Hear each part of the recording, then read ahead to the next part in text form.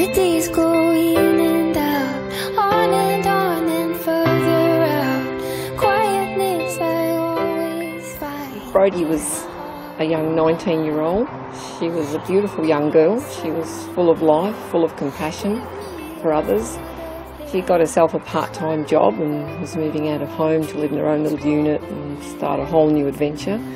She was so excited at the time, but sadly the workplace for Brodie turned out to be a very toxic environment. There was a bullying culture in place.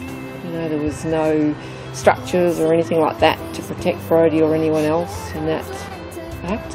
And so for months and months she endured relentless bullying and humiliation.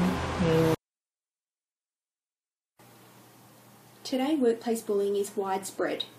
It affects all race and genders, regardless of organisational hierarchy or industry. It's a largely hidden problem which makes it a difficult issue for organisations to identify, manage and eradicate.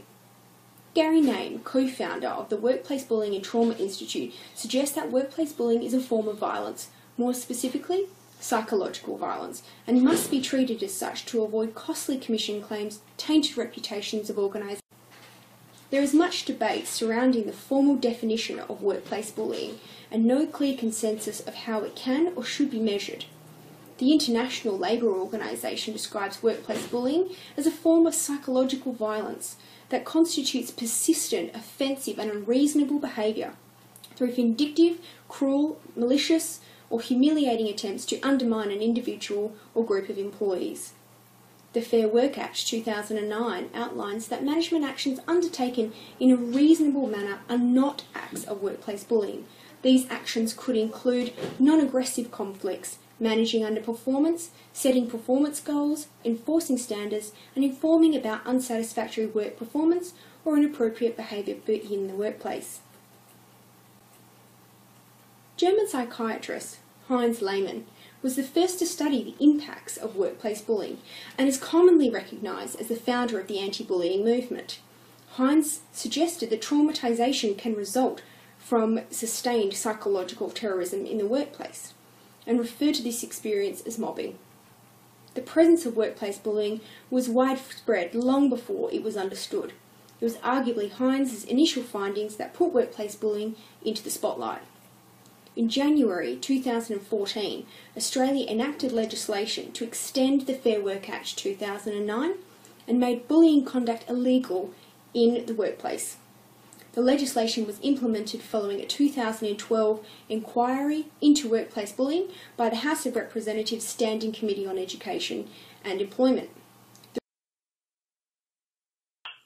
Although we've covered a number of potential definitions for workplace bullying, the question of why it occurs still remains. According to the 2013-14 Fair Work Commission Annual Report, workplace bullying complaints in Australia are on the rise, and bullying is affecting not only the intended target, but the economy as a whole. A report published by Safe Work Australia found that workplace mental stress costs Australian businesses more than $10 billion per year in workplace compensation, sick leave, and replacement staff. What's more, recent data has shown that trauma from workplace bullying now makes up the largest portion of mental stress-related compensation claims. As a result, it is now more important than ever to understand the underlying causes of workplace bullying and to determine the most valid and reliable ways. While there are many aspects of a person's job environment or working relationships that may influence their decision to bully, research has shown that bullying is commonly the result of inefficient coping with frustration or insecurity at work. Possible catalysts of workplace bullying include differences in power and position, low self-esteem or feelings of inadequacy on part of the bully, perceived physical, cultural, or intellectual differences between the bully and the target, perceived threat from the target towards the bully, or impact or influence of organizational culture. Although most organizations are aware of the common risk factors and causes of bullying in the workplace, the personal nature of bullying relationships make them inherently difficult to recognize by management. As a result, bullying will often go unnoticed until the issue is reported. However, there are more proactive methods for identifying potential bullying. These involve looking at the situation from inside perspectives, for example, using interviews, questionnaires, surveys, and other forms of incident self-report. Looking at the situation from outside perspectives, for example, using observation and peer review, and looking at the situation from the impacts of workplace bullying affect individuals, organisations, and the government. Individual victims can suffer effects including post-traumatic stress disorders, lowered self-esteem, suicidal thoughts, headaches, nausea, social withdrawal, and depression. In extreme cases, individuals can also suffer from a number of stress-related conditions, including stomach ulcers and panic attacks. In June 2013, a survey of 32 to 36-year-old workers was conducted by Safe Work Australia on the relationship between work characteristics, well-being, depression, and workplace bullying. Technical findings revealed that individuals who experience workplace bullying had an increased risk of developing depression and a twofold increase in suicide ideation. Sadly, these were more than just statistics for 19-year-old Brodie Panlock, who tragically took her own life in 2006 after enduring what was described as persistent and vicious bullying at work. Workplace bullying is more common than sexual harassment.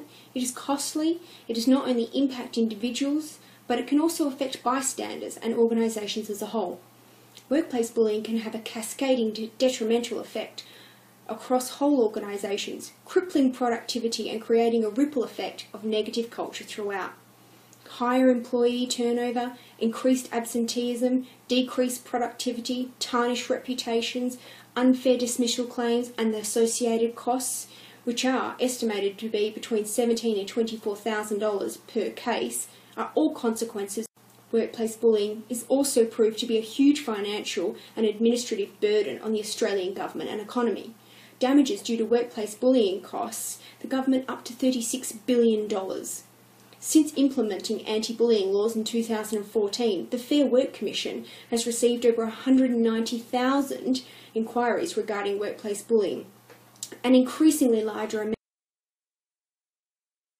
Theodore Roosevelt once said, "Knowing what is right does not mean much unless you do what is right."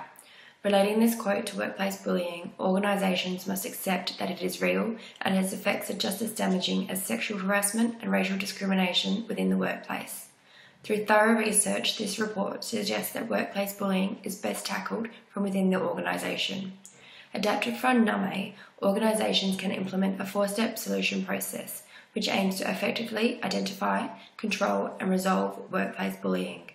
Failure to effectively implement these solution processes will have consequential impacts on not only the individual but the organisation as well, resulting in an organisational disruption, inefficient teamwork, high employee turnover and high litigation costs. NAME's 4-step process includes implementing policies, introducing investigation processes, interventions, and general and specialised education. We will now discuss each step of these processes. The first step in the solution process is to implement value-driven policies. The anti-bullying policy needs to be of value to the organisation as a whole, so they must be implemented on a macro-organisational level.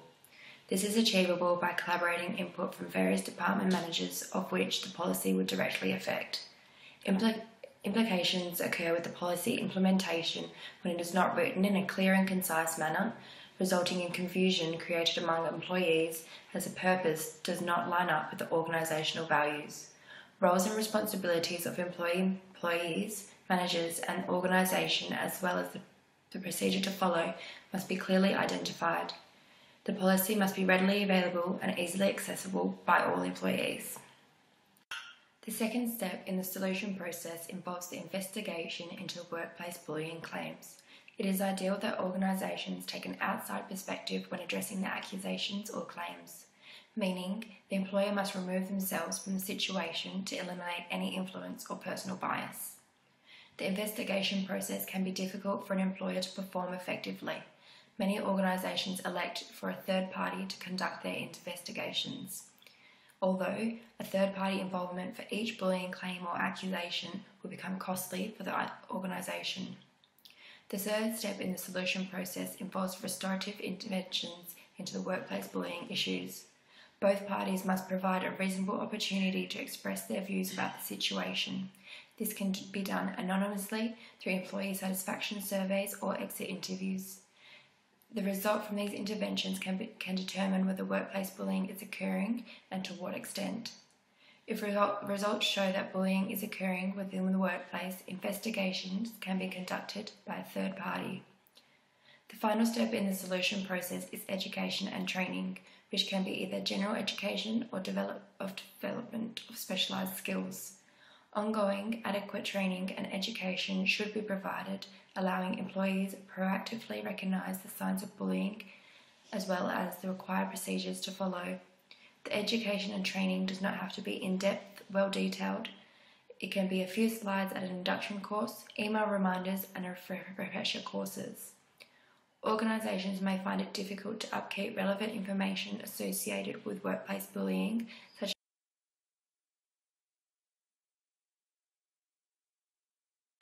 workplace bullying is a relatively new contemporary issue, with its official introduction being in 1992.